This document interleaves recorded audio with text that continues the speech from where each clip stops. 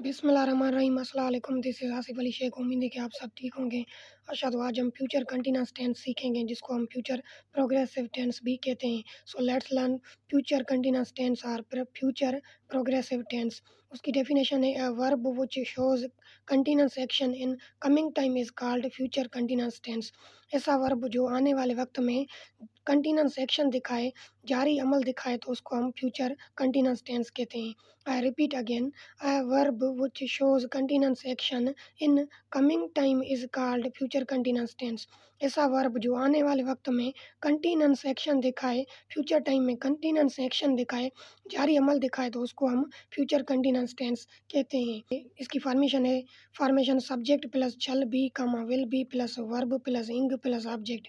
अब इसकी फॉर्मेशन है, सब्जेक्ट के बाद will be will be subjects के मुताबिक लगेगा, प्लस वर्ब, उसके बाद वर्ब के साथ इंग फॉर्म प्लस ऑब्जेक्ट, और उसके बाद object. Note one, I and we take shall be. अब ज़हन में रखेंगे, आई और वी सब्जेक्ट जो आई और वी हैं उनके साथ शैल बी लगता है। And you they he she it name take will be, और you we they he she it name कोई भी नेम होगा तो उसके साथ विल बी लगेगा। आई और वी के साथ हम शैल बी लगाएंगे, और you we they he she it name के साथ विल बी इस्तेमाल करेंगे। अब हम एग्जांपल्स की तरफ चलते हैं। फॉर एग्जांपल, वो आता रहेगा। अब वो आने वाले वक्त में लगातार एक्शन को करता रहेगा।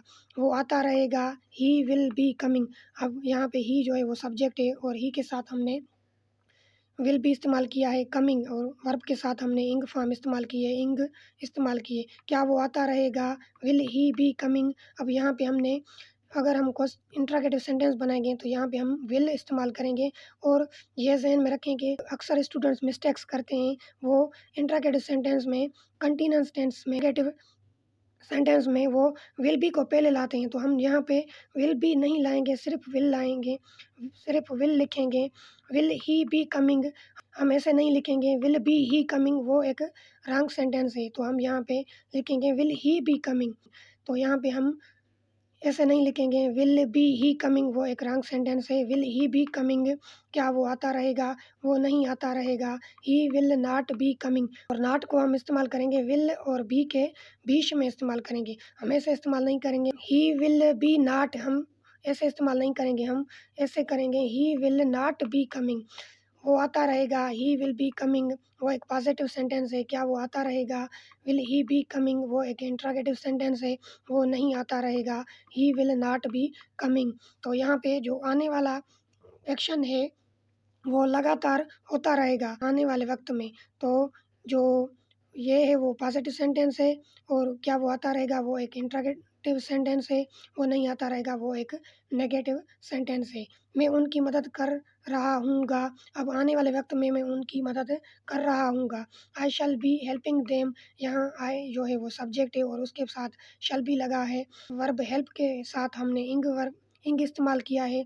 देम जो है वो ऑब्जेक्ट है। यहाँ पे आई जो है वो सब्जेक्ट है, शैल बी हेल्पिंग वर्ब है, हेल्पिंग जो है वो मेन वर्ब है, और देम जो है वो एक ऑब्जेक्ट है। क्या मैं उनकी मदद कर रहा हूँगा, shall I be helping them interrogative sentence है। तो यहाँ पे हम अगर उनका इंट्रोगेटिव सेंटेंस बनाएंगे तो यहाँ पे हम शैल जो है वो पहले लिखेंगे, shall I be helping them, और हम ऐसे नहीं कहेंगे shall be I helping them वो एक रॉन्ग सेंटेंस है, तो हम ऐसे कहेंगे shall I be helping them, क्या मैं उनकी मदद कर रहा हूँगा, मैं उनकी मदद नहीं कर रहा हूँगा।